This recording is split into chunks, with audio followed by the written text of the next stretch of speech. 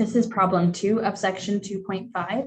In this problem, we're asked to find dy dx by implicitly differentiating the equation 7x squared y plus 3y squared x equals -9. So I'm going to start off by just rewriting this equation, and then we'll proceed by having a set of equivalent equations until we arrive at an equation that has dy dx isolated. So I'm going to go ahead and differentiate both sides with respect to x.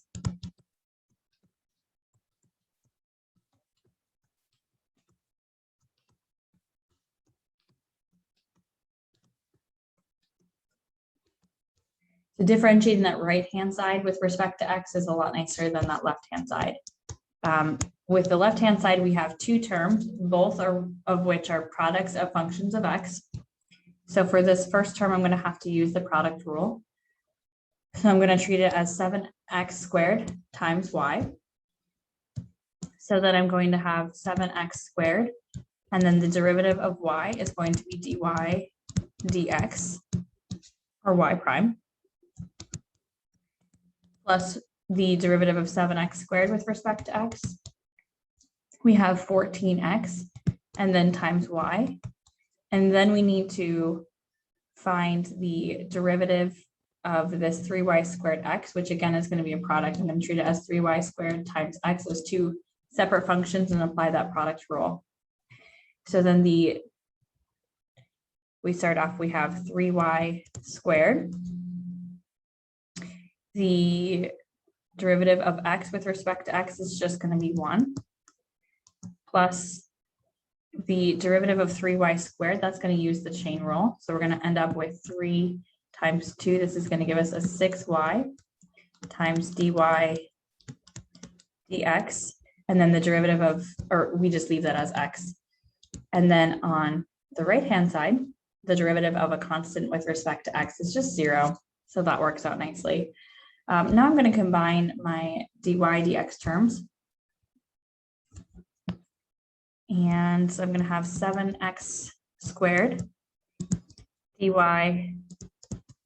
dx plus 6y. Oops, and let's put that x in there, right? 6yx dy dx, and then plus 14 xy plus 3y squared equals 0.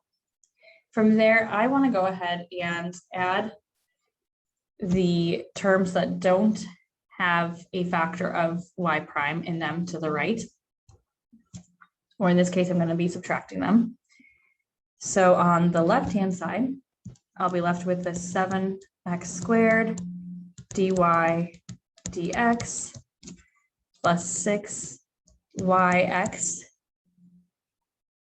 dy dx equals, and then I'm going to have a negative 14xy minus 3y squared. On the left-hand side, now I'm going to factor out that dy dx.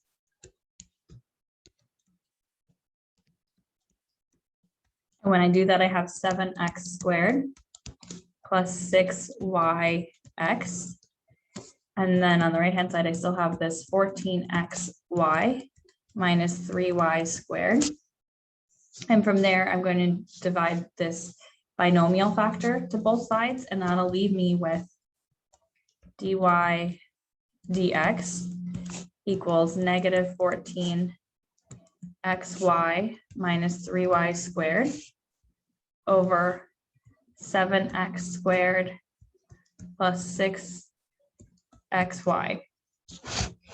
And there's not really a lot of simplifying that can be done. We could break it up into a sum or difference of two rational expressions, but really I think it's just best to kind of leave it as it is. Okay.